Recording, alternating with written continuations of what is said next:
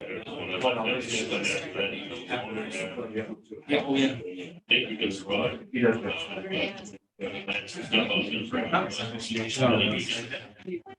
on her way. Thank you.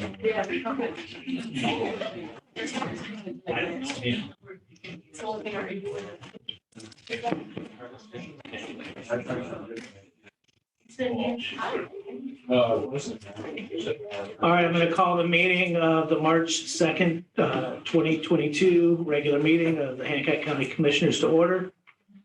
Do we have any public comment? Or how about the agenda first? Oh, yeah. To approve the agenda as presented. Second. All those in favor? Aye.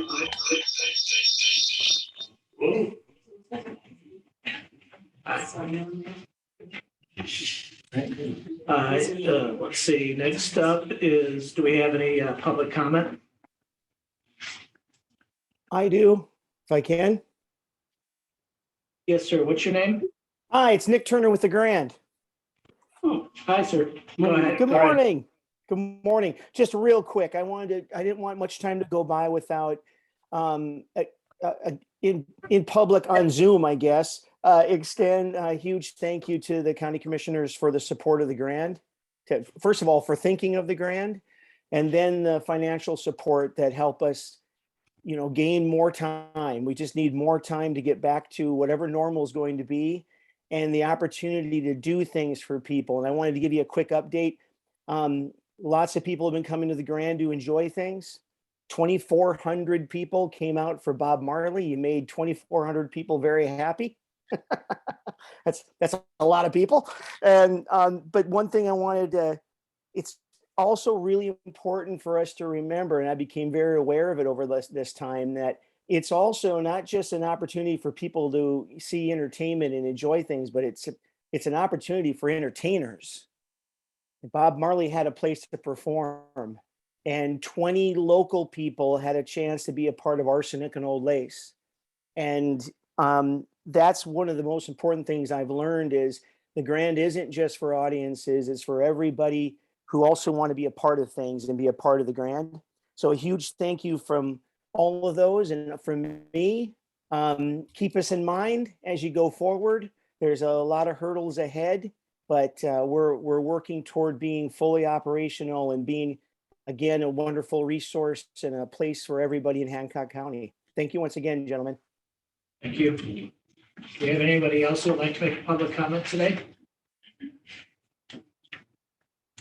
All right, don't see anybody else. Next up is our meeting minutes. Move to approve the minutes of the February 15th special meeting as presented. Second. All those in favor? Aye. Aye. Today we got some public employee recognition to do. We'll start with Todd Daly. Oh, I'm going to move to recognize Airport Maintenance Lead ARFF Todd Daly Sr. for 20 years of service to Hancock County, and thank him for his service. second. All those in favor? Aye. Aye. Todd is on Zoom. Leroy made it on Zoom yet, or? I thought I saw I somebody. thought I saw him Are you too. there? Leroy? All right. Well, we'll present that to, have Leroy present that to. Leroy's just coming in. Oh.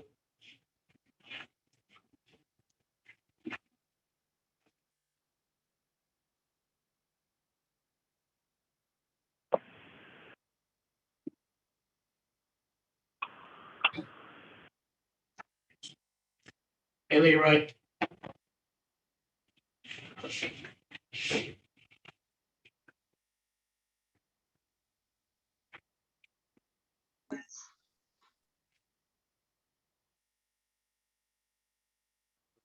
Came and went. All right. Come back to him here. All right. So next up is Megan Kelly. I'm going to move to recognize 911 dispatcher Megan Kelly for 15 years of service to Hancock County and thank her for her service. Second. All those in favor? Aye. Aye. Aye.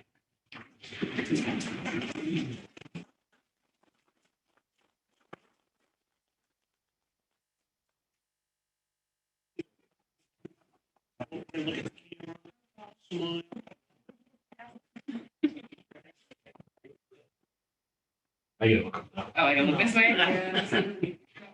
Great, thanks. Thank you. I think it's important to recognize, though, that Megan's 15 years of dispatch, but she's got, how much more? Almost 19, I think. 19 with the county? Right. Yeah, you don't have to show it, 20. Oh, Well, thank you. Can I just add a couple comments to Megan? yeah. So we brought Megan on board as our quality assurance dispatcher. She is, for the first time since she took it over, since probably the PSAP has been doing EMD and EFD. We've been in state compliance with our required quality review. In the past, it was always a part-time, try to get it done the best we could. When she took over as QA, we were probably almost a year behind on our required stuff we have to do. And then when we brought on fire protocols, that was another burden of review, unfunded state mandate that Megan has taken care of. Even during COVID, with being out, working remotely and everything else, she's kept us up in compliance, and we no longer get the dirty little reminders from Maine and us that, hey, we got to see any of your numbers lately. So we greatly appreciate that, and it's been a great cost savings for overtime. We haven't had to pay somebody to come in overtime to do that. She's been able to do that while bolstering our daytime coverage, which has been very important, especially during the summer. Thank you. Thank you. I think it's nice to note too that latest renovation down at the RCC gave Megan space, her own personal space, so she could adequately do that job. And it's another benefit to having that renovation down there. All right, next we have Mary Ann Allen. I move to recognize Civil Process Assistant Mary Ann Allen for her 5 years of service to Hancock County and thank her for her service. Second, All those in favor? Aye. aye.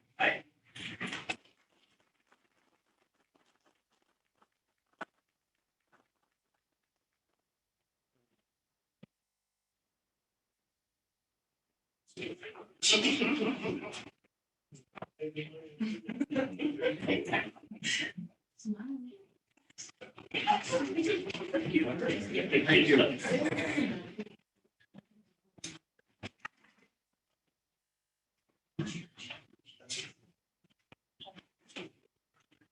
I think Paul must be high on his assistants here. How many of you had Paul? Something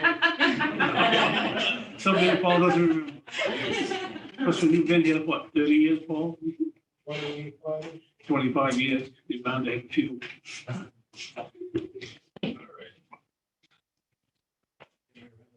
Report from the UT.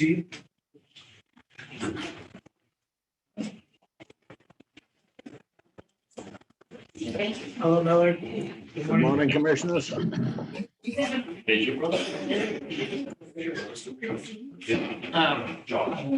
to move to accept and file the UT Director's report as presented in his report dated March 1st, 2022.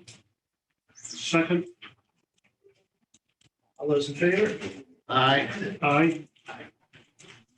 Miller, I didn't mean to preempt you if you had something to add. It's all right. I emailed some stuff in late after you got your packets, so I don't know whether you've got the paper copies yet or not. But there is an application filed with the Land Use Planning Commission for a stump dump in Fletcher's Landing. Whereabouts is that building up there?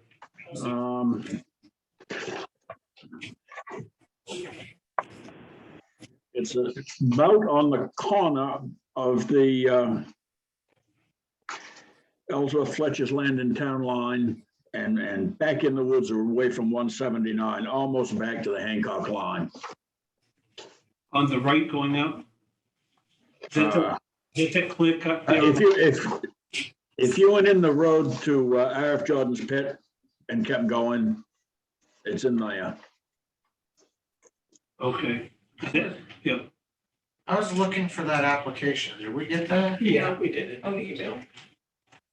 I thought I saw it. Yeah, it's an attachment to it. You said, I'm throwing this out to the commissioners. If you have any comments for the LUPC as far as ought to pass or ought not to pass. who's applying for that, Miller? Who's the applicant? Well, it's fourth generation sand and gravel. But from the location on the map, it's either got to be RF Jordan or a subsidiary of RF Jordan in the area of the old Chippy Wyman pit. Is the access of RF Jordan pit It looks road like the access is off RF Jordan's road, off in Starball or coming in 179? coming in 179. And what's the benefit of having this mill? What's it used for? I mean, I know what a stump is, but stump dump. Well, basically, when contractors are clearing sites for development, if you're gonna build a house on a lot, the contractor's got to pull all those stumps out of where the leach field is gonna go and where the foundation and driveway are gonna go. And then they need a place to store them. And what they usually do is they stockpile them, let them sit there for a while, and then they run them through a big grinder, a stump grinder, and use them for mulch to for soil erosion. And why does it require a permit for storage? Well, it's a change of use, so it needs a permit in the unorganized territory, so it needs a permit from the LUPC. Now, would they need the same permit if they were within city of Ellsworth boundary? They have to go through a change of use. I think they would, but I'm not that familiar with the Ellsworth ordinances to dare to speak on it. I'm pretty sure Hancock would. So what is our responsibility for this mill beyond being aware? Well, I think this is a kind of a case-by-case issue. If it was something that the commissioners felt strongly ought not to pass, then you might want a recommendation. Or if you really supported something, you might want a recommendation that it should pass. And if you have no feelings one way or the other, just take no action. And of course, in all these matters, there, your opinion is valuable. Do you have any compassion one way or the other? I can't speak to that because I'm going to have to vote on it when it comes before the LUPC. I see. Yeah. Well, I've not been contacted. You know, I would assume that if there was opposition, they would contact the commissioners and urge them to comment one way or the other. I've not received anything. I took this as just informational, you know, in case we did get something. Yeah. But I have not, so I wouldn't be prepared to suggest any. I wouldn't put an opinion on it. Yeah. It seemed pretty nice. Yeah, So. thank you. And in your packet is the MDOT 3-year work plan. Looks like quite a lot of paving projects.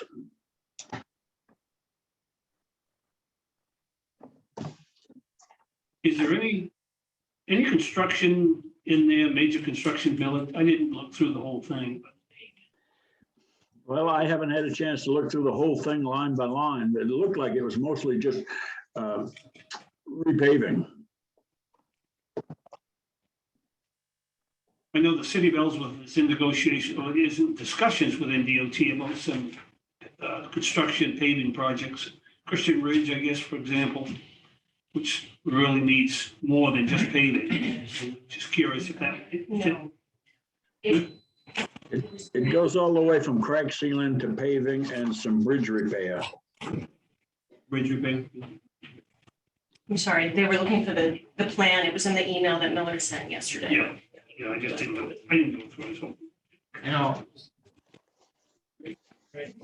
I do not have that. Okay. All right, are we ready to move on to our ARP? Yeah. well, is Miller done? Miller, are you all set? I'm all set, commissioners. Thank you very much. John?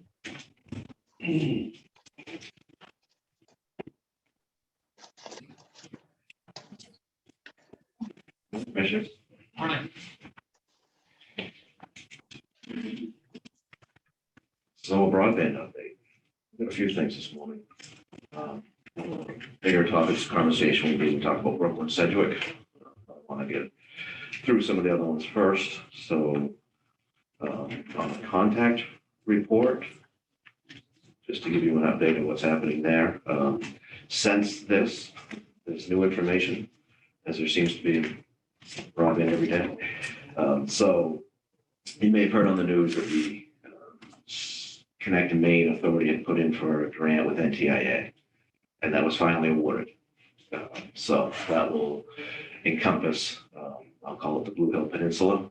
So there's some towns down there that now that we're on our list that said, okay, like they may have to do something eventually. The way that our current understanding, we haven't had a chance to dig into the actual details of it yet, is that is Consolidated Communications has worked with Connect Maine Authority for that grant. And so they're now going to go in and build fiber to the premise in that area. Now, I have not seen maps, so I don't know that it's 100% coverage everywhere. But that is, I'll follow up with the 4 of the towns, which is going to be, Blue Hill, Penobscot, Deer Isle, and Brooksville. They specifically were in on this grant as well. And said, okay, well, we're interested in that. So they may not need any of this, what we're talking about. And they're paying the entire. And NTIA, the grant. The grant level, NTIA grant will pay for that. So I need to touch base with those towns specifically to understand that, they're comfortable and it's 100% coverage as well. 2 of the other towns we'll talk about today, Sedgwick and Brooklyn, have been part of that as well. They have spoken to them. And again, we got to dig into the details, but, their maps that they saw previously does not cover, 100% of the town. So they're still left out with, some issues. So, and we'll talk about that as we do their report. So from a update for those, that's new. We'll update that for the next one, and I'll have conversations with those towns, so we'll have a better idea of those 4, what they're thinking. So it's primarily those 4 towns that you see a difference between from the last update, right? Yeah, it says NTIA content, yeah. So can we kind of scratch those off our list of Maybe. possibilities? It's a maybe. It's a definite maybe. I want to talk to them, make sure that they, we hear from the town, not just that we assume. So. But you do know that there's no matching grant or anything. Yeah, so where I'm thinking, where I really got to have a conversation with the town is if they're not 100% covered, what does that mean? Do they need something else? So that's just one check. Let's see, we've also had a conversation with Hancock, town of Hancock. They do not have a broadband committee. They had a volunteer that they assigned and said, talk to Mission Broadband. So it was a good conversation. I have one follow-up with them to check with Spectrum. He seemed comfortable. Everything was covered. They didn't have any complaints. But he did ask me to check in with Spectrum and see if it's, kind of like the Lemoyne project, where there's some outliers. So I'll do that. I'll follow up with Spectrum. Just see what they said. Trenton, we do have must do a joining the broadband committee tomorrow night meeting. And then Millard was just on.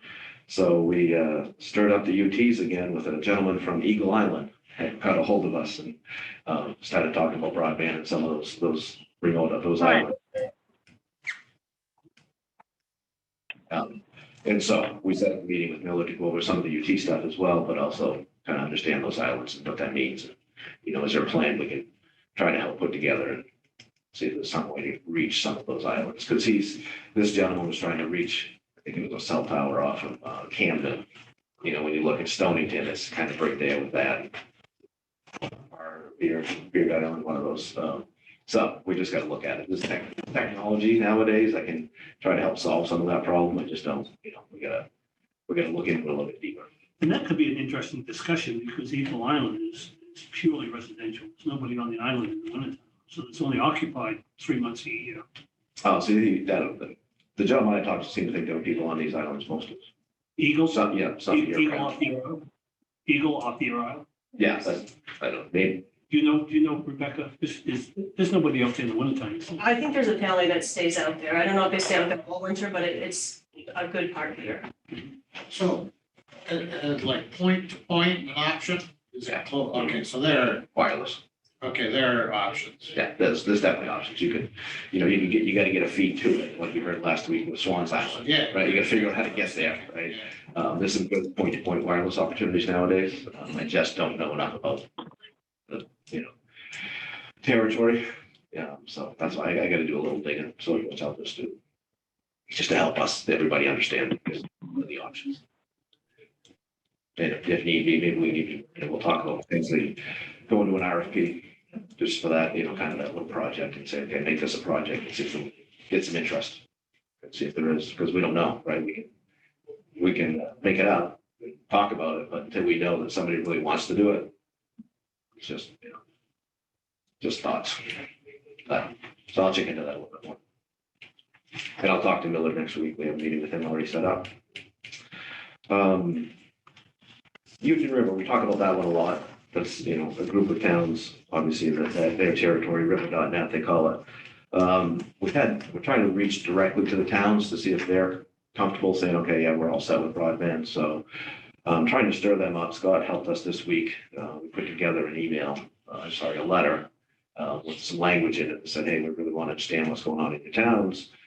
So Scott sent a blast email this week, and then that's going to get followed up with a letter. Yep. They both went out. The letter went out yesterday. Yesterday, Everybody did the email the day before yesterday, but yeah, so both methods, and then if whoever we don't hear from, we'll have to probably track down by phone or. Yeah.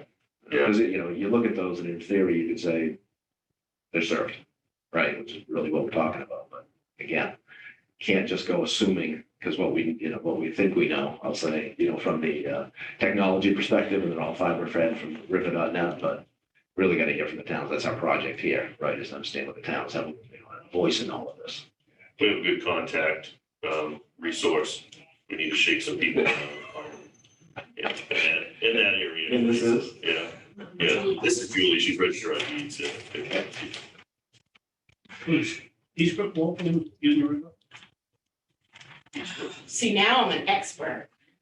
Waltham is Union River, but I own a house in Waltham, just across the Eastbrook line, that has consolidated communications, which that house will not qualify for Eastbrook's fiber optic payment plan because it's in Waltham. But so the whole deal is if I take out my consolidated phone, I can never get another one. And that's been since the early 70s. But if I want river.net, I have to have a Waltham phone. So my living room and my kitchen will be opposite the phone line. Yeah. So, yeah, it's kind of Sorry, I asked. shaky. It's kind of shaky. Yeah, these phone companies have been around for a long time. A lot of these small ones were just handshake deals, right? You stop at the oak tree, I'll start at the oak tree. And, that's our town line. It's not even town line. It's just, that's how we're going to go. So, yeah, lots of those throughout the state, for sure. And those agreements sort of prevent competitors or other companies from. Yeah, because from when you get to regulated, right? So there has to be telephone is regulated, right? Voice is regulated. So it's called a provider of last resort, Polar. And you are required by PUC, wherever, your territory is, if somebody asks for a voice line, you have to provide them a voice line. So that means you got to build out poles and you just talked about construction, right? So every year DOT comes by and it's all these phone companies and say, hey, we're going to widen this road. You got to move your poles.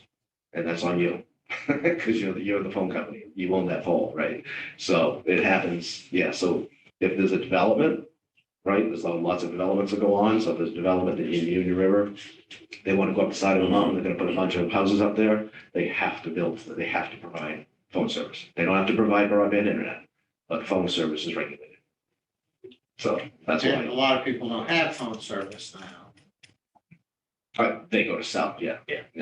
Or they go to, right? Yeah. Voice over IP. Yeah, Yeah. absolutely. So that's causing a whole other problem because there's a what they call recipcom, right? And so that's all the it's all regulatory stuff that we don't have to worry about. But that's how phone companies get paid by I start a phone call in my territory and then your territory, money that goes back and forth, yeah. So, but that does figure into this picture. Mhm. Yeah, this is gonna, some of those monies that traditional phone companies have always received is going down because of selling voice over IP. Absolutely. And that's probably preventing build out of, Yeah, the copper plant isn't getting a whole lot of love nowadays. Yeah. They're not investing in that unless they kind of have to. That's why you run into these issues. And this one we're going to talk about today, Brooksville Sedgwick, is a classic example of that. Do you have anything There's you been want to no point out money. on the survey? What's that? Do you have anything you want to point out on the survey? Just we keep tracking it. There's a dozen or so, I'll say, a week that come in. So we just keep doing it. It hasn't changed the numbers much as far as, what people have and, their satisfaction level. When we look at the unsatisfactory aspect of it being too expensive, and what are our solutions for that, especially with the The feds have a program called Affordable Care Program, I think is what it changed to ACP. And so that's $30 a month for qualifying families. And so they can always, apply through that. And then now the carrier has to be able to, participate in that program. Pretty much all the carriers do it nowadays. So that's good. Some of the carriers even have low income programs. Spectrum's a good one where they, $20 a month. So it's tough to do it from the county level. Some cities have looked at it and they're just starting to look at it and say, okay, well, we've got a provider, we don't want to, spend money on broadband along with the $30. Can they create a fund that can help with it? Is that advertised, that program, is that advertised or promoted? ACP? Yeah, Yes. amongst the service providers. providers. Yeah. So you do advertise, yeah. Yeah. And actually on the ARP, one of the checkboxes of ARP actually is if you were to invest in a build like you have with Spectrum and TES, they have to participate in ARP as part of the treasury. Our treasury rules. Yeah, I mean, it's only as good as the people know about it. That's kind Correct. of what my point. So I'm Yeah. just kind of wondering if we maybe had a role somewhere there as we start working with these towns to provide that same information. Absolutely push that. Something That presentation you had from Susan Corbett, that's a piece that she brings out as well, when she works with these towns and say, make sure that there's a, because again, we go back to, is it available and is it adequate? And then if it is, that's great. Is it affordable? Right. And are people using it? And people know how to use it. So that's that digital equity piece comes into play.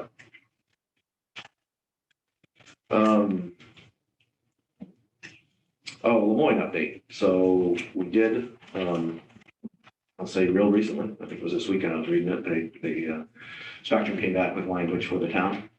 So the town shared that with me. I was able to read it. It does pass the ARP test. So now everything's squared away. They're good to go. Yeah, they're good to go. Are we ready to take official action? I think you did last week. we did. You did with the caveat on John having, yes, yeah, please, yeah, right, finishing up, finalizing that to qualify for our. So that was good. That was good news. Any other questions before we dive into Brooklyn and Sedgwick? For me. So how did we leave Swans last meeting, Swans Island? How did we- You approved that one? Well, yeah, we took action. Yeah, you did. I'm trying to remember specifically, but it's contingent upon The town doing. how it works out with the grants as well. I mean, again, I don't know can't remember the exact specific, but that was kind of the hook for lack of a better term. Well, the motion's in the minutes. Yeah. Oh, there you go. It's not going to require any further action. No, you guys have taken the action. Yes. Unless things change on, Yeah. yeah, 2 down, 30 to go. there you go. Yeah. Exactly. Yeah. I'm gonna refrain my comments. I can read it if you. No, I just, Now your action was taken, I think, so. Yes, Put into the meat and potatoes here. They- all meat, no fish. Yeah, we do have a couple of folks on. As soon as they're there. There's Bill. Bill and Bill. Bill and Donna are on from for this project. Our presentation of the problem that we would do is, we'll go through our report, because you're familiar with that report. Kind of go down through that report so you understand it. And then we're going to allow a short presentation again from Donna and Bill, so that you get a bigger scope. Allow preferences as well. This is obviously a larger project than a couple that we looked at. So I don't believe there's an expectation, today that we're going to get through, everything, and that you're going to probably take this away and we'll come back again next time. Well, and one of my questions is going to be, given the news that you gave us earlier, that's been reported, and the president last night mentioned some things that could potentially affect this. We don't know when, but are there income streams from things like that that would affect this? From a grant perspective? Yes. Yeah, so,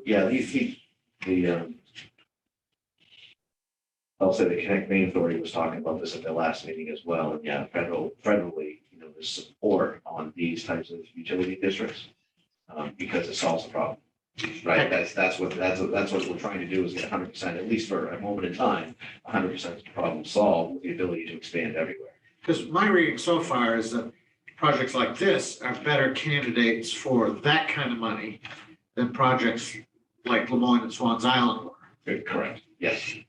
Yeah, that, and you'll see that, as we go through this and what they're gonna ask for grants. Absolutely. Yeah, it's the, I call it the poster child for some of these grants, because it's just so underserved, and actually they call it least served. They don't even have 25-3. They just can't not get broadband. So on the front page, Gene was going to share it with you. Do you guys have it in front of you? Yes. Share it. Okay. It's in our packet. So, obviously, you're looking at the county contribution, you're looking at the town contribution, and their outputting of 80,000 each. And there's more to that story, I will say, because when you think about what the town, it's not just going to be that, it's going to be the loan that they take out, right? So there's a loan involved in this as well, which we'll show you. So it's more than what they're asking for. I'm sorry, what they're contributing there is also the loan piece that obviously is there. So does that loan add to the 888,000? It's a piece of the whole big larger project.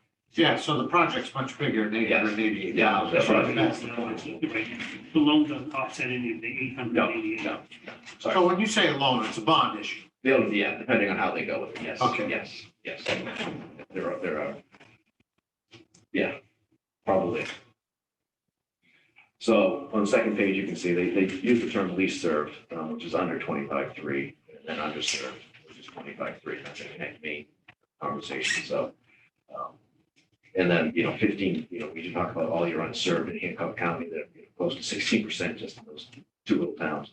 They're just So very yeah, unserved. on that percentage. So how confident are you, like when you say 15.7%? I'm as confident as the federal data. How's that? Yeah. And we've already seen, that's not as accurate, but it's definitely, within that ballpark. Okay. Yeah. Because what we run into a lot, obviously, with the federal data, is you can see, as we saw in those mapping, right? I can do an area, I can do a census block, I can do a street in the census block, but the rest of it isn't covered, so. It's interesting, just doing quick math. If you run that 15.7% is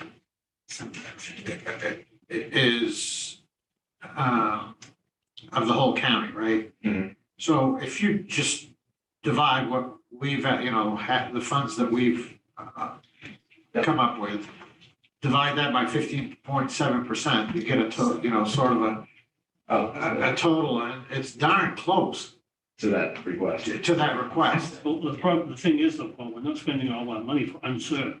I realize that. Underserved, and so I- we'd have to add up all the unserved, underserved, and wherever else we're gonna spend that money, then divide that No. into, That's why I said it was back of the neck and math. Yeah. Just, But it is, it's that's what we're, our goal is the unserved and underserved state commissioner, so yeah, those are the ones we're after.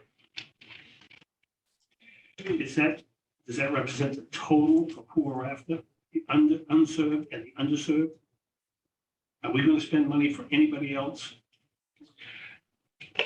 Yes. Indirectly, you may. So let's take TDS, right, the Swans Island one. Certainly you could have considered some of that served, but they're gonna do the whole project, right? So yeah, your money was probably, you could say was for the underserved, but it's a much larger project, so. Does that make sense? I understand. So Yeah. I'd quantify them. Right. Well, it's on, that's why I did that math, because it's just about possible to quantify anything else but this one. That way, Yeah. It's a fairly large project. They got 1,800 locations, split in half between both of them. An important piece of this as well, two important pieces if I get through this. You talked about that, includes 13 miles of construction for transport. So if you think about where they are, you heard about the three-ring binder, you heard about trying to get to the internet. Well, they got to build 13 miles from where they got to put a central office to get to Route 1. To get to the three. Yeah, exactly. Or a carrier that's out there. Research and pricing for them on that as well. But so, it's not like I can just plug in next door. I have to build, again, because they're so remote from the. You gotta build next door. What's that? You gotta build next door a few times. Keep going, yeah. So Yeah. the good news there, if there's, obviously goes through a couple other towns. And so if other towns wanted to, it's not like it's going to be a single strain of fiber. They're going to put, a fiber out there that can use. Sort from others. I'm afraid I'm jumping ahead with my question. That's okay. So that was one of my questions. Is there communities in between and that this project would help, and have we been in contact with them? There's no interest today, is what I can say. Okay, and then that 1,871, Mhm. is that what kind of number is that? Is that all premises or all the premises that are interested, or what is that? Those are we'll call them potential subscribers, right? So what happened was they did do some engineering already, a little bit. They hired a company called Surtex, who we've worked with in the past. They're a good company. I can rely on their numbers. So what they did was they took tax maps, right? They took data that they had and gave it to Surtex, and they started putting it into their mapping software. Well, then he started going into it and started saying, okay, well, there's a road down here that's not on, potentially that's not being shown by certain things. And there's also rooftops that aren't being captured. So he went through and cleaned up, everything that you have to do when you do engineering. And that's what his number came from, was he found 1,800 potential, right? That doesn't mean they're all going to do it, but those are potential subscribers. Okay, so that's a real number as opposed to what we were talking last time, where some numbers that, Mhm. This one's been engineered. this is a real number. Well, the problem that, I can't call that a real number because it's the potential. Do we have any data or any history that tells us what percentage? Yeah, take rate wise, they can talk about that in their presentation, but it'll be, where they don't have any service now, it's a higher take rate. Well, the 1,800, if everybody had access to it, Yeah. is there a standard number of how many people will take advantage of it? Can you say I believe through their data with the town, they've done a lot of work we'll talk about. It's, I forget the numbers, Donna, and Bill, you have to tell me, but it's, north 70%. It's a lot. 70%. But this is, I'm just trying to compare this number with what we were talking last time. Mm-hmm. And, last time those numbers were flawed, Yes, where this is a refined number. yes, just a bit more engineered. Okay. But, Well, that's an important number though. I mean, if a force of these people don't take advantage of this, they're going to spend this money to serve 1,350 or 1,400, something like that, not 1,871. And Commissioner, that'd be true with anything, even the Swans Island project, right? So people may not take it. I just, he's using that 1,871 as too definite a number as far as. Well, it's not that I'm using it as a definite number, I'm just using it as a better number than we were dealing with when we were looking at the mapping. But the mapping, yes, absolutely, yes. That's The mapping was flawed. Yeah, that's my only point. It didn't, I don't want to jump ahead either. Didn't I see something in here about the cost per residence? Yes. It's in there. Yes, Is that comparable? I mean, is that? it is acceptable? because, yeah, there's a big thing with this one. This is greenfield, right? This is brand new.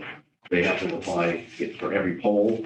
They have to build it out, to every location, and they're actually building it. What's also included in that price is an actual drop to every premise as well. Doesn't mean somebody has to take a service, but at least it's gonna be there. So it'll always be, next person up can take it. Yeah, it's available. It's available. Yeah, it's not just available on pole. This one's gonna be available right at the premise. So market wise, I mean, is this something the customer is comfortable with, the cost of this? Or do you think it's excessive compared to others? No, I think they've got a good cost structure. Yep. Yeah, and I was just gonna say, remember, this is sort of a business model too. It's a business model. What they're presenting, so they're gonna have assets, which means it's gonna be a higher initial investment with the poles and with the infrastructure that he's talking. So then you go to affordability, well, in order to make all of that affordable and have a good business plan, you've got to be able to get that price to the consumer, right? Something to accept. So something they'll accept, yeah, and I'm sure they'll take full advantage if they can of the cost reduction program through the feds or any future federal monies, but I think that's really important in this case, because this is really different than Lemoyne Swans Island, where this is a full-blown setup. They're basically forming their own utility. And kind of along that line, Scott, thank you, is they, the towns voted on this, right? They built this utility district, so it isn't just the broadband committee saying, hey, we need it. Right. Right, the towns voted and said, no, we're gonna build a utility district. And they voted on it overwhelmingly. Yeah, it's an existing entity.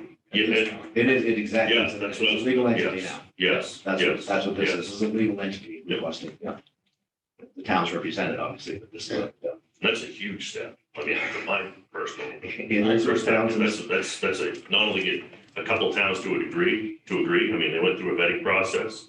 And these towns have agreed, and they actually agreed to the point where they formed a legal entity and set themselves up. That's a huge step, number one. No, the partnership is, the company's there. Right. I mean, it's there to. Legal entity. Yep. So, Yeah, we talked about, it's gonna be obviously open access. They're gonna deliver gig services. It's definitely future proof. It's gonna get the high bandwidth as well, future proof. So, and they talk about current providers, and it's, I think you saw it on the map last time, but it's, less than adequate DSL in those areas. Does anybody from the county has folks that live in this area, right? I would naturally assume so, In this building? right off the top of my head. What are you looking for? Brooklyn, Sedgwick. 10 employees that live in Brooklyn. You think of anybody specific? Doesn't the sheriff live? No, I Brooklyn. think that's Brooksville. He lives in Brooksville. Steve McFarland just got down. He lives in Sedgwick. Jeff McFarland just got down. He lives in Sedgwick. Jumping like a sinking ship there. No, I was just, the reason I asked that question, I was wondering what they do now for connectivity. It doesn't sound like they I have was gonna much. say, Bill and Donna can answer that. Okay. Absolutely. To kind of run down through this, you saw the financial, like you said, the ARPA cost we talked was $475, the overall cost per sub was $69.50. I failed to write the numbers down from last time, but if I remember, they were, the one of them was in the $2,000 to $3,000 range, and the Spectrum, I think, was higher, it was like 7,000. Yeah. Definitely was up there. So again, this is a, complete greenfield build, it's the branded build, so it's a lot that goes into it. From an operator perspective, they're gonna, they're not gonna run it, they're not gonna operate it, right? You're gonna hire that out. Town doesn't have the people to run a broadband network, so it's subcontracted. Real quick, that greenfield piece, what's that mean? I'm sorry, start from scratch, right? It's a blank sheet of paper, they gotta build everything. There's no infrastructure, it's No just a bunch of infrastructure. woods. Or, being a little. Why do they call it greenfield? Nah, it's just some term that's stuck around for a while in the industry, just means that it's a new build. It's a new build. I see. It's kind of like if you can picture, somebody wants to build a development, right? There's just nothing but field there right now, just green field, now they're gonna build it. Any questions on those first couple of pages? The map kind of shows you what we talked about, but It's definitely going to cover, 100% of the area. And that's, one of the things they found, which is interesting. A lot of this you can talk about is aerial work. They actually found 30 miles when they engineered it out of underground. Some of those roads don't have poles on them. So between that and drops to the houses, ended up being about 30 miles worth. Is that good, John? It's expensive. Raises the cost It's tremendously. expensive. Oh, you mean it requires underground? It requires underground. Oh, requires. Yep. Oh, yeah. And when a lot of times when you do underground, you have to plan for something like this. Is there infrastructure in the ground at all? No, sometimes, but not that can be reused. Yeah. And especially when this is a brand new build, you gotta put your own conduit in. So John, this map, is this a case of where a piece of this falls in this group, the whole group gets remember, is it just because the corner of this designated area Mhm. got this level of service, they indicate the whole area gets it, which isn't true. Remember that? Oh, when you saw the maps? Yeah. Yeah, we definitely saw that. So when you look at this one and that, the Brooklyn Sedgwick, those green lines are covering everybody. And then this semi-purple line, I'll call it, that's the 13 miles out to Route 1. So this really is the end result. Yeah. I see. Yeah, this is what this is gonna look like when it's done. Yes. So say that again, that purple line is what, That should build out to Route 1. to the three-ring binder, and the green is, The green are all the locations that they're gonna serve. okay. Where is that on Route 1, John? Um, In Orland? yeah, That's Yeah, what, I did it. I actually did the investigation for them and found a couple of providers that would give them service out there, and I'm trying to think of the town. so it's not really a transfer station or anything, it's just gonna go in and tap into the line. That is exactly I right. see. That's exactly right. Yep. And there's enough connectivity at that location because it's a three-ring binder to serve this. Well, yeah, and I'll defer a little bit from the three-ring binder. It's a provider, another provider of services that they can plug into to give them service there. Because if you think of it, from a technology perspective, it's bookend. So if I have electronics down in Brooklyn Sedgwick, I need electronics here. And so that is a location that we can connect to, that provider will say, okay, I'll give you electronics so I can talk to you from your central office to us, right? And then I'll take it from there and send it to the internet.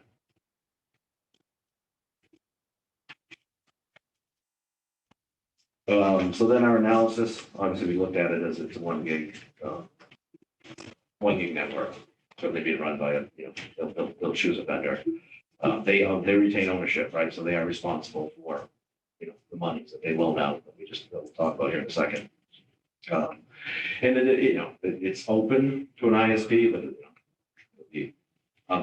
but multiple people can, be on that network, but again, because we say 1,800, it's only 1,800, right? There's not a lot there, so, the original ISP that they choose will probably maintain and run that network for a period of time. So when you talk about that, there are candidates out there that do this kind of thing. It's not a pipe dream. Oh, gosh, no, we're doing multiple. That's done all over the place. Yeah, no, this is what, There are entities to run it, in other words. oh, yeah, absolutely. We're doing it right now. We're doing it right now. One of the examples in Maine is actually in the Callis Baileyville. They did this utility district a few years back and keep building upon it, but they're doing that now. And they have an operator that comes in. And so when you think about that monthly cost, right, let's get a little bit of the nuts and bolts. When you think of one that pays $50 a month, 60 or 70 bucks a month, part of that price goes to operate the network.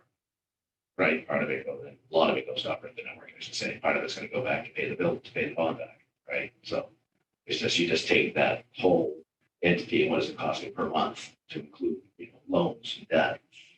And you put it together. That's the financial analysis that Scott was talking about. And the operators are sound enough that it's. Absolutely. Okay. Yes. Yeah. So you can see the request is the 888, the contribution. There's the debt, right? So we talked about the $8 million. That's part of, that's going to be part of our back. So when you think about their contribution, obviously that's a piece of it. Looking for $4 million in some form of federal and state grants So I know we talk a lot about Connect Maine Authority and a couple $100 million, it's coming into the state in the next year or so. There's other opportunities out there. There's EDA, or Northern Border Regional Commission, USDA. There's a variety of grant opportunities that we always, we as consultants, Mission Broadband is always looking at. So we just kind of help these towns understand what's available as well. Yeah, so that's a piece that, when we're looking at the prior page, and it looks like, the contribution from each community is, only $80,000 per community. It's not. There's a $4 million, there's a $8 million bond here. Yeah, there's gonna be some type of debt. Yeah, that's, How does that work, John, with a private entity? This must be a private entity as opposed to a government agency, right? This. it's a quasi-municipal Yeah, entity, I right? will let these guys just tell you how legally it's set. If I wasn't involved. So, I was just concerned, I was just curious about how you bond this type of an entity, that's all. Well, my guess is it's a quasi-municipal entity, I would guess. I don't know that, but, Yeah. the The water district. yeah, the communities are on the hook. sure. So, obviously, it's gonna be the entity who issues this bond, but it's backed by somebody. Right. My guess is these two communities. Right, and they have, yeah, and obviously you have to have an asset, and that's where that fiber comes, right? That's where all the fiber electronics, building and everything comes in. Right. You have that asset that you're loading against. Right. So I would like to spend some time, I have Donna and Bill, who totally had a very short period of time. You've used it all up. I know, I used to, and I told them, they're gonna be Well, questions. no, actually, I queued up a few questions for them, All right, like. good. So, Bill and Donna?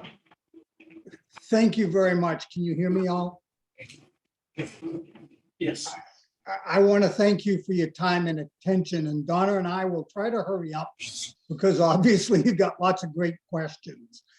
RBAC isn't about any one individual, but this is my fourth time working on a groundbreaking media project. I'm an old fart. While I'm currently president of RBAC and chair of the Brooklyn Select Board, 50 years ago, I began the first cable TV government and school channel in Augusta, Maine. Over the years, I've helped Bangor Hydro enter into private fiber, and I did work on the edges of the 3-ring binder project. And so I'm very familiar with communications technology. The idea to create a municipal utility began about 2 years ago when we had 3 families come into the area with 7 kids and then tell us, no, they weren't going to move here. There was no internet, wonderful place to live, needed internet. Now, to a lot of communities, 7 kids in a school system is no big deal. But given just in Brooklyn, we've got 70 kids, a 10% increase in enrollment is a big deal, plus the economics of having the actual families. Today, we come before you with obviously a unique project. We're here to answer your questions, but our focus has been unserved and underserved. Last year, 99.9% of the residents of Brooklyn and Sedgwick voted to create RBAC. And the one individual who voted against it has voted against his own ideas in town meetings. So while I can't say 100%, certainly overwhelming support. The 2 towns have had a guiding principle in all of this. 100% served, no winners, no losers. We need to make sure everybody has an opportunity, and we want it to be as affordable as possible, and Donna can get into some of that. We have no incumbent, and as a matter of fact, 6 times we've been told by ISP providers, we're not coming. good luck. And when you add in the backhaul of 13.1 miles just to connect our first customer, it doesn't always present a financial picture, an operating model that looks great. We have been able to, with our partners, put one together that certainly can support itself at something around 50% or a little bit less for a take rate. And I'm speaking to you on behalf of RBAC because we need your help to do the next step. In a couple of weeks, Connect Maine is going to close on this round of grants. And we want to submit. Donna's been working closely with Connect Maine, and we need to be able to state in that application whether or not the county will support us. Now, given the NTIA announcement this week, we're going as fast as we can to understand it. And clearly last night, when the RBAC board met, we agreed that we were going to go forward down this path. And if in fact we get a commitment from you commissioners, we're okay with having it be contingent on some condition that if we go NTIA, we might come back and say, hey, this is not covered. Can we use the money there or not? But the goal in our mind is to be able to submit a grant to Connect Maine within a couple of weeks. NTIA questions will not be answered by the time that grant request is due. But we have a dedicated group of volunteers who have worked tirelessly for a couple of years, and Donna has chaired that. I'd like to have her give a quick overview, and then we'd love to delve into your questions. Donna? Thank you, Bill. Hi, I'm Donna Beninati. I have a day job. I work for AT&T. I'm a cybersecurity consultant, but I also am very familiar with fiber and these type of bills. I think a couple of things that were questions that the commissioners had, I'd like to add on to. First of all, we have 96% of the 1871 Brooklyn and Sedgwick homes and businesses do not have 25.3. And again, I'll say 96%. Many of us have, 10/1, and that's not sufficient for things like telehealth. We have an aging community. We have, winter is tough. People can't get out for medical appointments. The other piece I'd like to answer is you were asking about where we connect to the internet. So our transport line will run from Sedgwick all the way out to First Light in Orland. We've already had discussions with them, and they're going to connect us to the 3-ring binder and to a circuit that will bring us and connect us out to the network. Let's see, what else? I think we're in the middle of doing the Connect Maine grant application. We're working very closely with the folks at Connect Maine. They like our project. They're giving us a lot of support. We're going through the process, and it's very, it's a very complex project, but we feel that what we have put together will not just serve us, but it has the ability to scale. And if others would like to join us, they're welcome. And I'm going to stop there because you probably have questions. Thank you.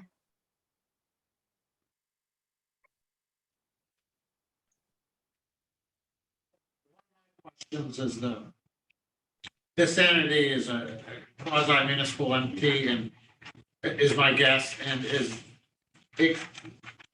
the bonding would be tax-free bond, right? It specifies, sir, in the agreement, it's actually written into the interlocal agreement that the RBAC would have the authority with select board's approval to do revenue bonding. We hope to get a large chunk of this through a couple of rounds of grants. But if we get really close, or even if we struggle, we do have the legal okay to do revenue bonding. Okay, but this $8 million of debt that's, in this presentation. Is that what you're speaking of right now? That's the revenue bonding, or the revenue bonding is if you need it? No, right now, that's what it is.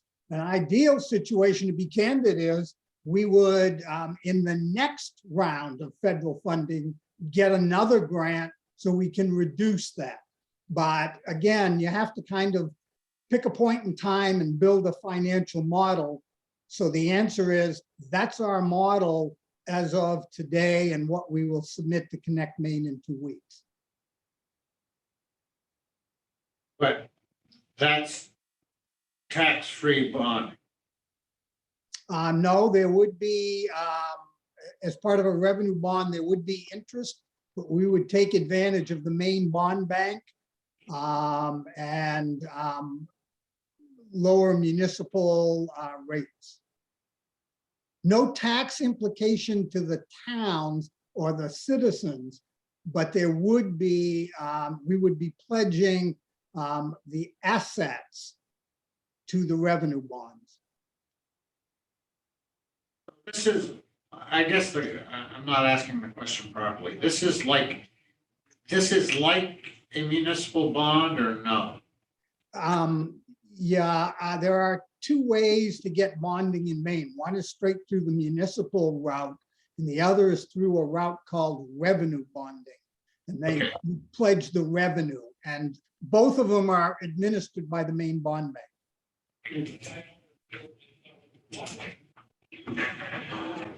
Donna, do you ever foresee the possibility that with future grants, the entire cost of this project would be covered to the point of where there would be perhaps a reimbursement back to the county for their contribution if they agreed to the full 888? We would love to do that, and we will do everything that we can to pursue every avenue. Our plan is to, with your help and you getting us started, and that would help us with our Connect Maine grant that we're right in the midst of right now to apply for this first tranche of funding. There's an additional 100 million coming through Connect Maine that'll be available this summer. We're going to apply for that. NBRC has a $1 million grant round. They'll be opening that up in the next couple of months. And then any other possible source of grant funding, that is our goal. We are very, and I think that's really the beauty of our model. We're working with a partner who's going to develop a turnkey solution. They will operate it. They will provide the service. We'll have an ISP, and our role is to feed it and continue to get money, over the course of time, so we can grow and expand and improve service, provide even additional discounts to our folks. It's a nonprofit corporation, and really our job going forward, once we start to get some funding, is to, let the engineering begin, the poll studies begin, and follow the project plan, and we just continue to go after the money one after the other. So yes, absolutely, if you'll help us get started with this, we'd be more than happy to, refund the money, and we'll go after every bit of, federal and state money we can. Donna, the Connect Maine grant that you're going for, is the success of that dependent upon the full 888 from the county? It would be, it makes the numbers work a lot better. It puts us in the right place. So the way that the numbers, obviously we would be grateful to Hancock County for, providing us, whatever you can.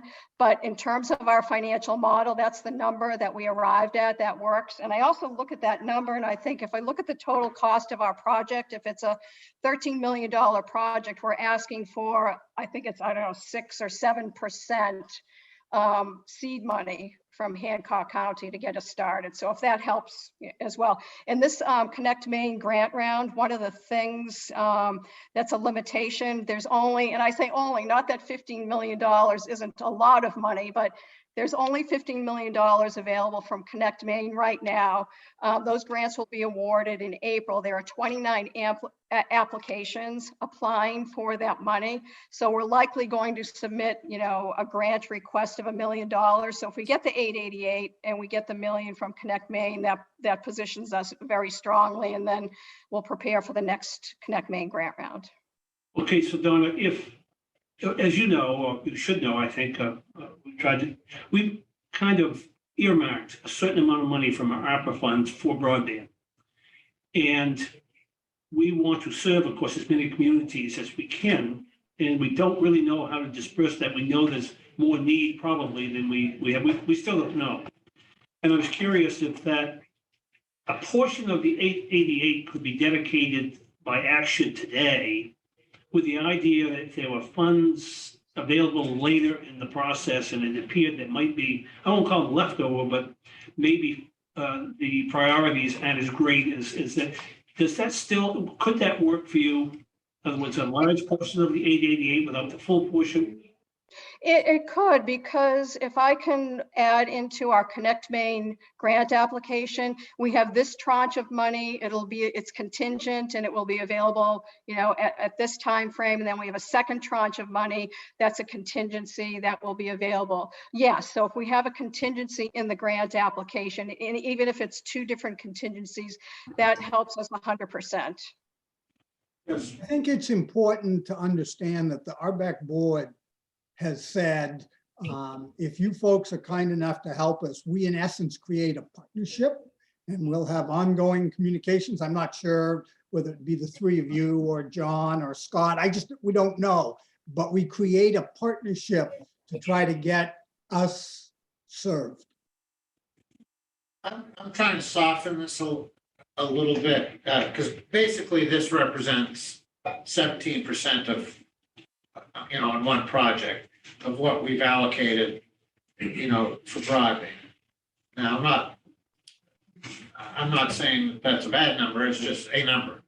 So there's other communities that could benefit from this later on that, aren't interested in participating now from your presentation, John.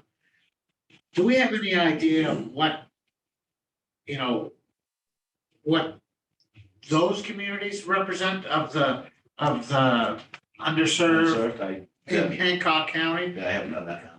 Because that would be a very interesting number because, if it's this much or about this much, then that softens this tremendously. So, is there a guess? And you're talking about communities that this network touches, could touch. That could touch in the future, like 15 miles connectivity. Yeah, because I guess my question is, this project has a lot more potential than what we're talking about, is what I'm getting out of it. Yeah.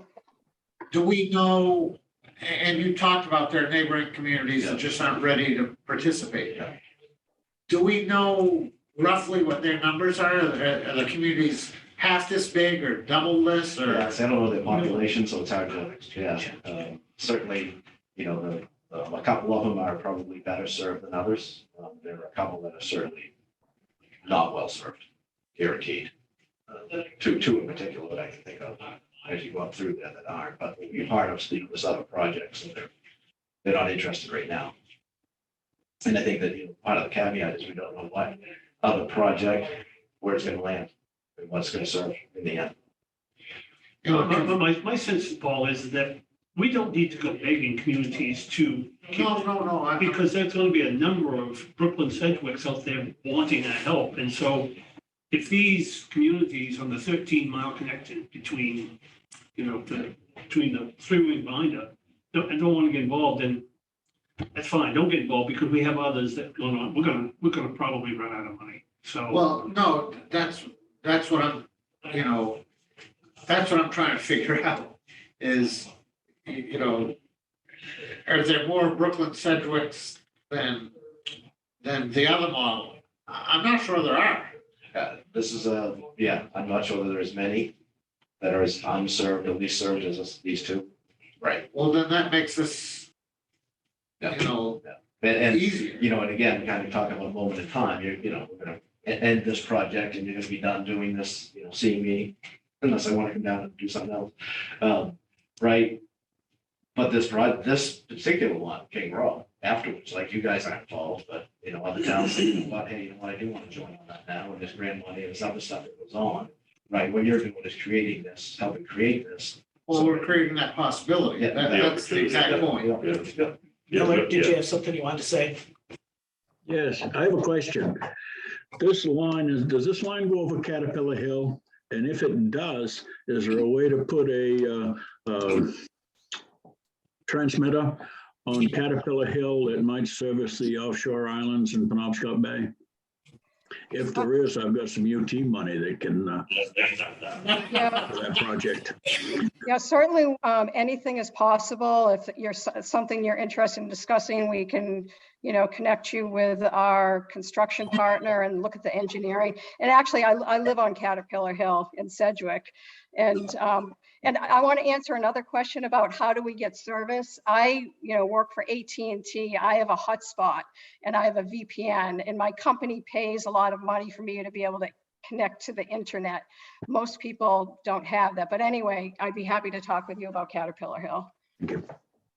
And while Donna's talking about that, guys, I live at the end of Naskeg on East Road, and I have 40/2. I got the last 2 pairs, and I have to reset my router every other day. That's how I don't get served. You had told me you said pairs, you guys talked about the infrastructure of the copper, right? That's what, yeah. The money's not being spent in that. Yeah. Right, so this is old copper plant, that's a challenge. That's what happens. No, to be honest, I really like this project. The sticker shock, I gotta get over the sticker shock, not because of the number, but because, I don't know how many other Brooklyn Sedgwicks there are. If there are none, then this is a no-brainer. Well, Paul, I'm not going to make a motion, but I'd like to throw out something. That I'm today, working on you're working on something? it. No, I want to listen to you. Oh, that we commit 500,000 today, and something in our action says to this RBAC that we'll set aside, or we'll, as we get closer to drawing down and an additional 400,000 for them to complete the 888,000 that they're asking us for. And I don't want to make that a motion because I'd like to have Donna respond to what does that do to the project, Donna, if we took that kind of action today? If you take the action in 2 tranches to give us a commitment with whatever those stipulations are to meet that 888, then that puts us right on track with what we're doing with Connect Maine. It'll move us forward and increase the likelihood of getting that $1 million from Connect Maine. And we'll be able to start the final engineering design to finalize the number. The 13 million is a not to exceed cost. We feel that the costing that was done was very conservative to take in every possible, even spare parts. But the final engineering design will really finalize the cost, and also do the pole survey, which will finalize the cost. So sorry for the long-winded answer, but yes, if you can give us 2 things, 2 tranches with commitments that I can add to our Connect Maine grant application, our likelihood of getting the $1 million from Connect Maine increases. Thank you. So Donna, the second action would have to be a true commitment. It can't be, we're going to reconsider the balance at a future meeting. That's not going to be suffice. No, because they're looking for a number in their grant application. So if I don't have some kind of, I can only add in something that is secured or something that's committed into the grant application. So gentlemen, I would say, excuse me, John, I would say that it makes no difference to us. It's not like we've got to borrow the money to give them. We have funds in hand. And so if we're going to commit to 888, it doesn't do us any good except we lose some interest, minor interest maybe, but the 888, if she needs a full commitment for 888, we might as well give it all, or give it none, because to give 500 now and commit 388 later. Well, I'm not sure that they're asking for a check. I No, think but they're asking. they're asking for a firm commitment that they get 888,000 of the 5 million we've set aside. But that's when this is ready to move forward, so we're just committing what they're asking for. I guess, please clarify that, Don. I think what you're asking for is a commitment, not a check. Yeah, yes, and it can have stipulations, for example, if, XYZ happens, then we'll give you the money back. Things like that. If, if you want to break it up and do like, one commitment of one amount, and then, the second half of that or whatever, as long as we get a Connect Maine grant at, or at the next, I don't know, but I'm throwing out ideas. Yeah. And I have to ask Scott, but I mean, it makes no difference, right, Scott? I mean, first of all, whether we give it to you today or we give it to you 6 months when you're ready for it, whether we give you 500,000 today and 388 in 6 months, it makes no difference to the county because, no, it makes no difference. So you can say that we're not going to give them a check today, but if the action we need that they need is a firm commitment that we're going to give them a check when they ask for it. Well, exactly. Yeah, that's what he's saying, yeah. Yeah, So that's why I threw out that idea that I had in there is, and I think she's kind of, I guess the question would be to them is, and you talked about the payback earlier, so essentially, so a formal agreement for the second tranche could be in some sort of a loan agreement? Is that satisfactory to RBAC? It changes the financial model. Yeah. So that's the only concern with that. I mean, I appreciate the thought, yeah. It's a commitment to the funds though, but okay.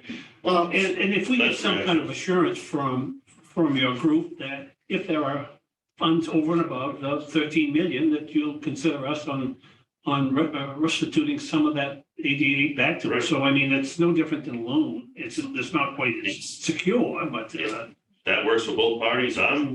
That's great.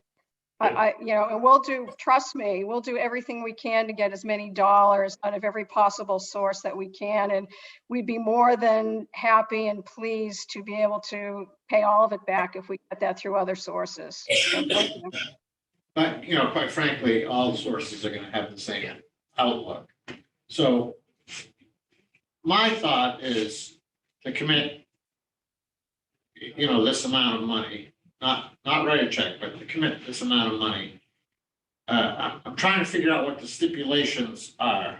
And I think the stipulations are that I guess what I'm looking for is that this model is successful.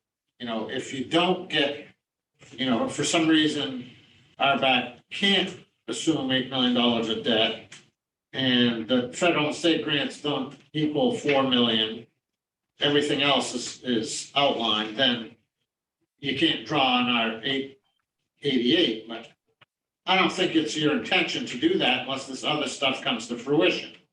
No, we don't want to go down that path.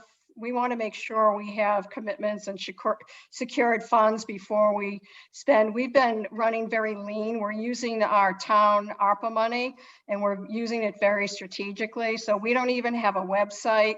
We didn't even, get our own corporate email accounts. We're just doing the bare bones to, save this limited ARPA funds that, if it doesn't work for the broadband, then the towns can use it for other things. So we're going to be very conservative in that, and we don't want to proceed forward unless we know that we have the right money and that the financial model will work going forward.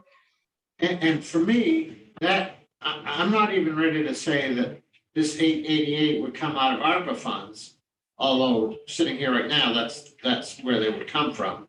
But, Millard mentioned, some other funds that could be put to a project like this under certain conditions. So, but Millard's funds wouldn't benefit this RBAC group though. It would, what he'd done is he wants to access that 13 miles and hopefully they can set up a transmitter that will transmit to Eagle Island, yes, but which is a UT. yes, but it would benefit this.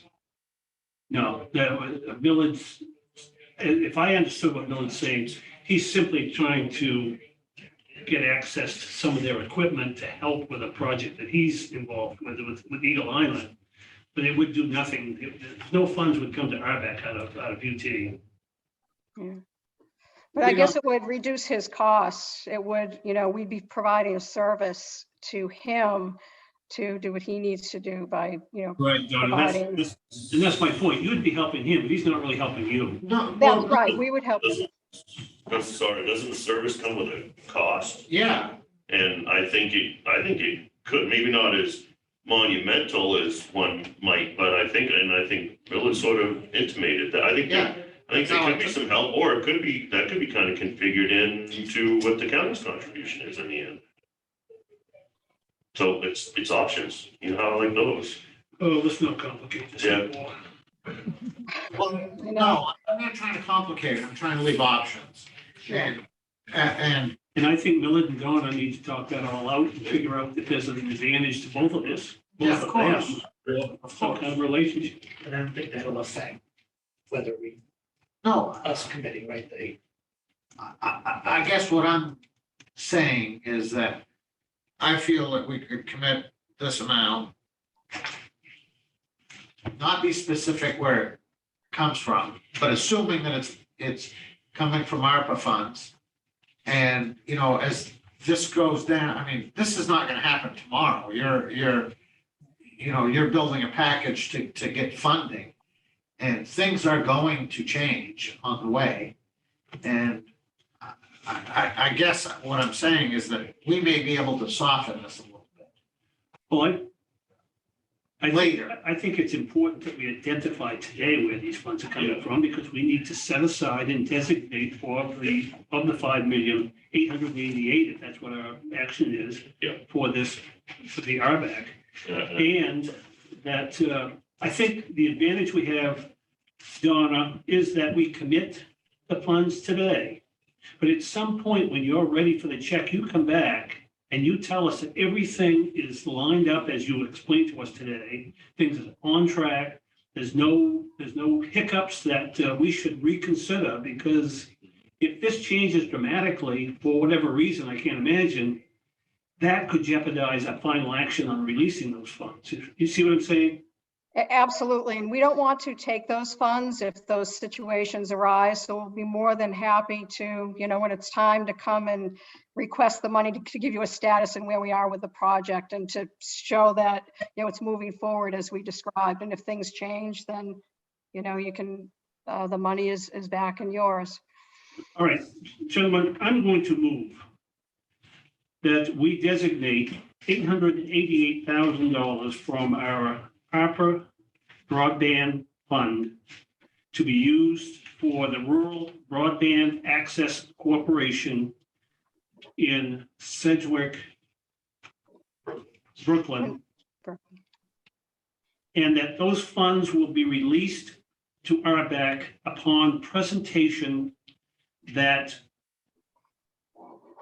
the situation mirrors the presentation made today by RBAC.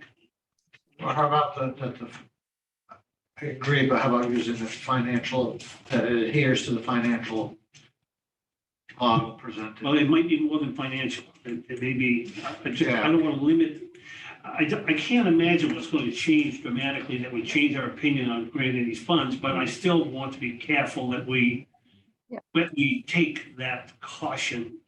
Yes. And so I think everybody understands what my motion means. Simply, Donna, if you come with something we don't even recognize, we may take pause. If you come back and say, there's been a few tweaks here and there, it's inconsequential, you got your check. And so I think everyone understands from today's discussion, the situation, and then I would ask these gentlemen to second and approve the motion. Second. Motion's been made and seconded. So I mean, my opinion, I think it's the perfect project. It matches really what the funds are meant for. And so, I mean, I think the towns, should be applauded for all the work they've done. And it's an impressive undertaking that you've done. I think the fact that we're really going to hit the underserved at such a high percentage is what makes committing such a large dollar amount palatable. like Paul was saying, yeah, I understand your point, Bill, about underserved, served, but he is right. When you look at the percentage, that's the first thing I did, Paul, so it's funny. But if you're looking at about $750,000 of what we had committed. So I totally support it in that sense. So it's at least the stipulations that we set forth today. Anything else? No, I support this project. My only worry, if I have one, is that, we're not cutting off similar projects at out when, we could have, pared this down a little bit, changes. But somebody's gotta be first, right? And it's not gonna be perfect. The only way we're gonna learn is by doing something like this. So I wholeheartedly, first of all, I applaud you on the completeness of this Thank and, hopefully it works. You certainly are set up to make it work. That's for sure. Thank you so much. We are truly grateful for your support. And, I think this is such an important project. It's going to, help so many people. And, we're very excited and thank you and so grateful for your support. And, be happy to meet with you at any time if you want to find out, where we are with things. And, again, thank you so much. We really appreciate your support. Well, and updates would be great. I don't mean, like 20-minute updates, but geez, here's where we are. That'd be great, because this is, as you can imagine, this is a big ticket item. And obviously, we're not averse to big ticket items if they make sense. And the more we learn that it makes sense, the better we're gonna feel. So thank you. As a quick note, though, just so we know, like when we did the Swans Island, we were talking about 165 underserved out of a total of 597, which was really 597 underserved, let's be honest. Yeah. But, so we're talking, three to four times as many. Close to individuals 4 being helped. So it's a big project, but it's helping out a big percentage. We may be a call. All right, let's call it. Vote. All those in favor? Aye. Aye. Aye. Every once in a while, we do something right. I like to pat someone on the back when we do it. I think one of them is John, is your firm and the work you've done. This is so well presented to us today between the coordination we did with Harback and whatnot. It makes our decision, I feel better about our decision that it's the right thing to do. It's well presented, and I congratulate, I want to compliment you on the quality of your work, John. Thank you. Well, and the other thing is, in that big ARPA manual, this is squarely written, this is what those funds were Yeah. intended for. Yes. Yeah, I could see us muddling through that without the professional assistance. That we Yeah, need. no, but my point is, I feel we're acting very responsibly because, this is without question, Right. what these funds were. One of the few items that's really clear. Yes. Yeah. Bold. Thank you. I want to offer that if you come across other towns or other, areas that are looking to, join with us or tack on to what we're doing, I'm happy to, as a volunteer, to work with, other communities to, see if we can fold them into what we're doing. I really enjoy doing that personally, but, I'll leave that up to you. Think of me as a resource in that regard. On behalf of Brooklyn and Sedgwick, gentlemen, we sincerely thank you because now we really can get off the starting gate. And I just want, again, to repeat, Donna and her crew have been amazing. And also add to that, if you know of any other towns that want to look at interlocal agreements, we're happy to share our copy.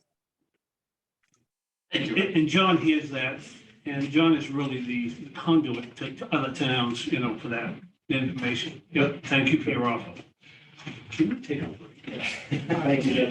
Bill, do you have anything else? I do not, just thank you for your compliment and working with Take a break. these folks, your staff, 10 after 10. Scott and Rebecca's amazing. Well, it might make sense to take a break after the bid opening so that to give them a little more time. Is that what's next? Yeah, 'cause that's what's next, and that wouldn't take long. I'll see if the bladder will agree to that. Yeah, Sorry. yeah. Fist bump though. Thank you.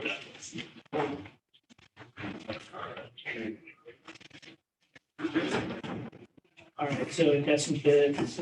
First is going to be an announcement for the deeds bid, the computer services, recording software services. We served three RFPs for the recording software, one from New Vision, one from IQS, and one from Fiddler. And those will get reviewed by Julie Curtis, and she will get back to us in a few weeks after that gets analyzed. Our next bid opening is going to be for duct cleaning. And it looks like we have one bid that came in on that from Penobscot Cleaning Services.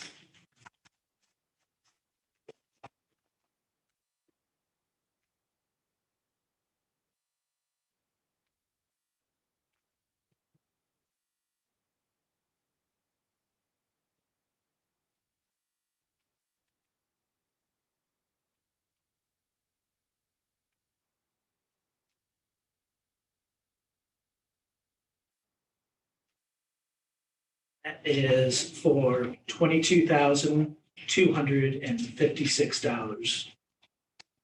I'll give that to Dennis Yes, to review. yeah. Appreciate that, Commissioner. That's the only bit. That's the only bid. Next, we have the bids for the camera systems for the airport and jail.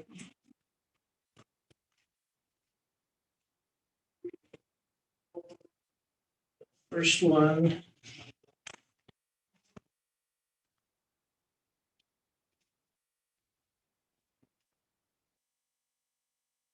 We have them split up in a couple different ways, so looks like we got two that have both. I think that's right, yes. So Yeah. some of them, yeah, So this is going to be a proposal for both the jail and the airport. They were given the opportunity, Commission, to bid individually, and then if they chose to do a volume discount,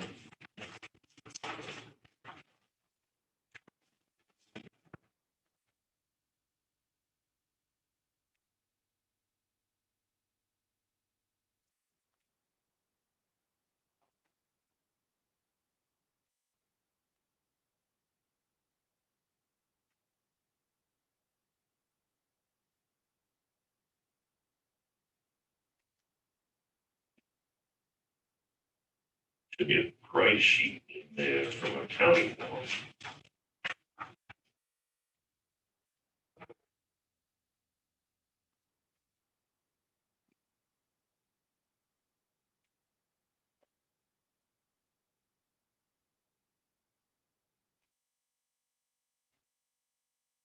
Is there a vendor name on that?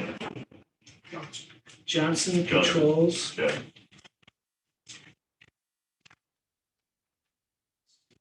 Indicate airport jail or, Yeah, that's what I'm sure. okay.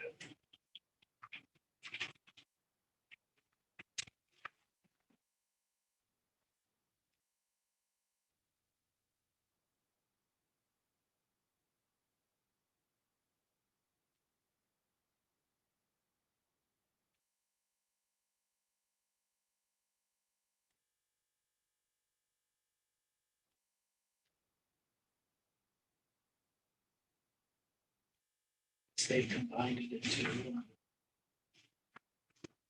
See.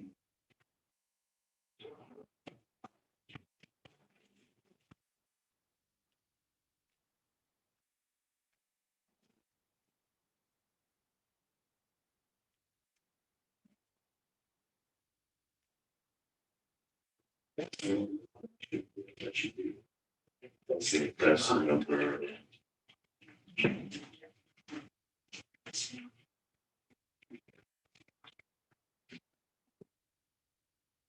Is there an additional, are they one that submitted three separate or? This is jail and airport. I just want to make sure that they Okay. got dollar amounts.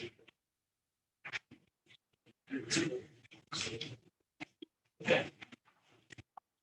So Johnson Controls is for both jail and airport. Fixed bid price of $110,855.55. 110, 855, 55. Yeah. Thank you. Oh,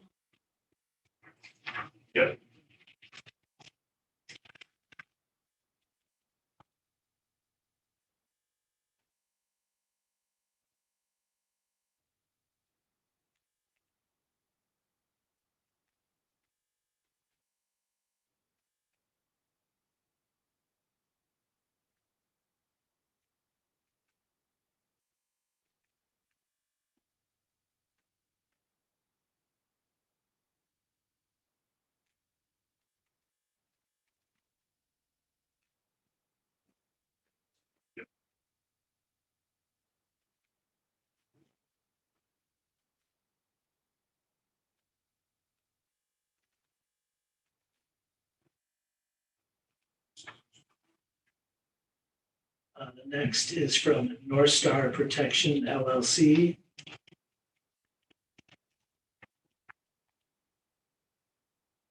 It's for both the jail and the airport. For a fixed bid price of $129,000 even.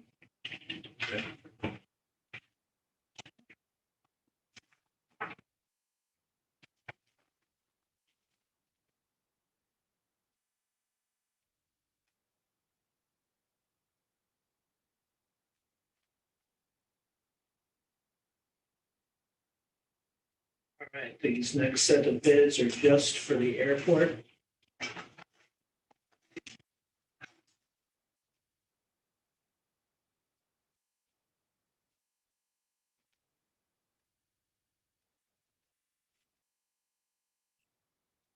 Is still North Star? This is Down East Communications, this is for just, just, Airport. yeah, just the airport. Thought that's what you said. Fixed bid price of $40,435.28. 4043528. Yeah. Okay, thank you.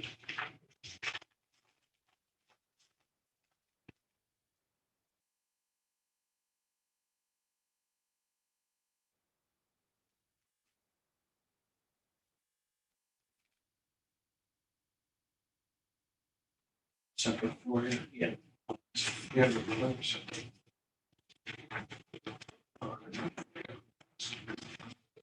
Next is from Minuteman Security Technologies / Norris Fire. And it is a fixed bid price of $40,000, $417.82. $40,417.82. And that's the airport only. Airport only. And what was the name of it? That is Advanced Security Technologies.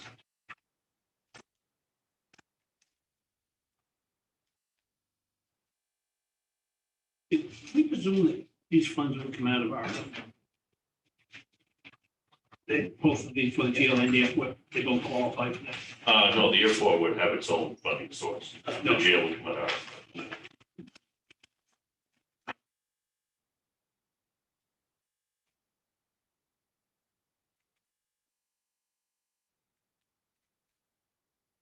Did I say that right? The airport would come out of its own funding Yes. source. Yeah, You said it. Okay, yeah. No, that's For what. some reason, in my mind, I'm thinking I said jail, but. All right, the next bid is from Seacoast Security And that's for the airport. airport. Airport, okay. Fixed bid price of $56,306.22. 56-30622. Yep. Okay, thank you.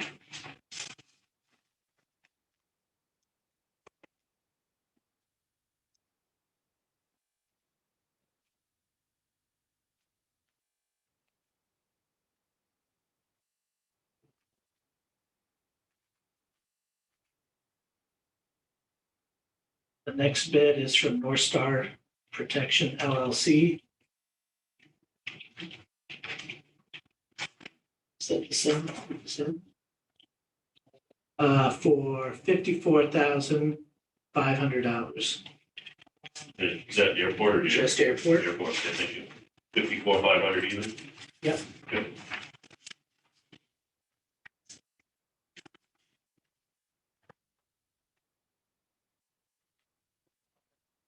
That's all the others. Oh, good, okay, I see how they're Yeah. presented. Let's get a little word, a little one-sided here. All right, next is for jail. Yep.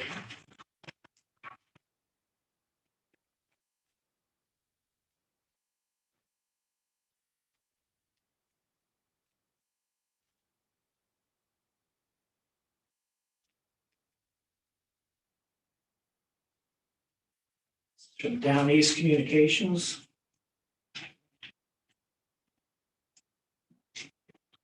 Fixed bid price of $52,959.37. 52,959.37? Yeah. Okay, thank you.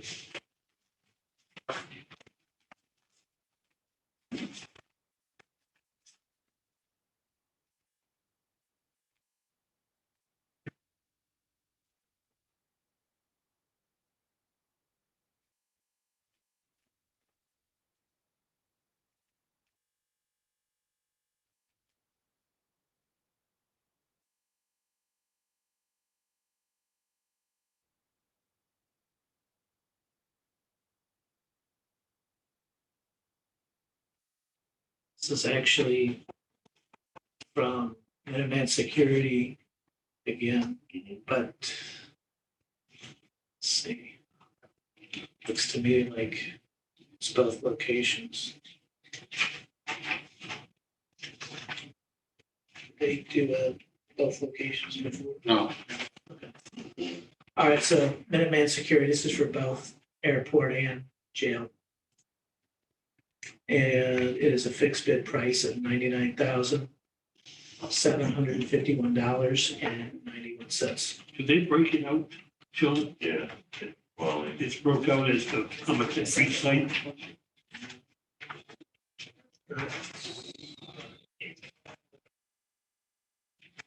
No? How would you decide who owns what? I think the first step is to see, obviously, just review them, take a look at them, again, make sure our number's right, but to see if they meet all the specs, see if they visited the site. That would be my first concern, and then work with Tim and, Well, I understand Yeah, that's how what- you yeah. decide on that. I'm just Yeah, I'm curious how you divide up the cost. They made, Minuteman made a bid just for the airport Right. for 40,000, then they have a combined bid of Yeah. 99, so. Yeah, that's what Now, the- 59, 3, something, but yeah, One price. well, we can't assume that. right, no, that's, yeah. We'd have to read it.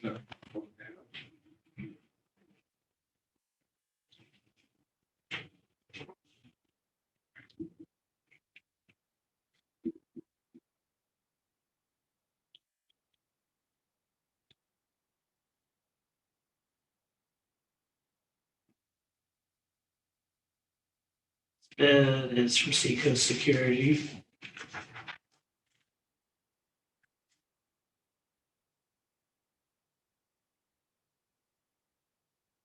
Just for the jail, and it is $122,786.81. You sure that's just for the jail? Mhm. Which we've got a bid for both places for 90,000, and that's just. Check that one. Yeah, that's the other thing too, is does the disparity even come into question? I mean, does it even qualify if it's, it's not like the lowest bidder or whatnot?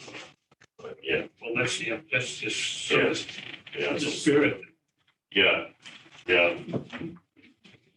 Yeah, I remember one time though, we did bids on Leachfield at the airport.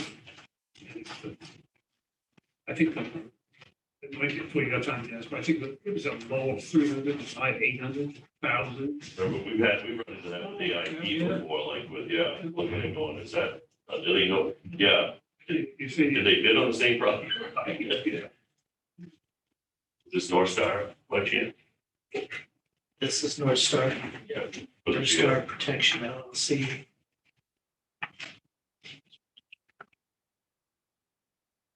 Just for the jail, Mhm. 74,500. Even? Yeah. Okay, yeah, they did even last time. Okay. That is all the bids. So those will get reviewed. Show they meet the specs. And they'll get reported back to us. Not a close. And now, I think we'll take a 15-minute recess. Please. Be back at 10:30. Sorry to do that. No, you are. You never believe this, though.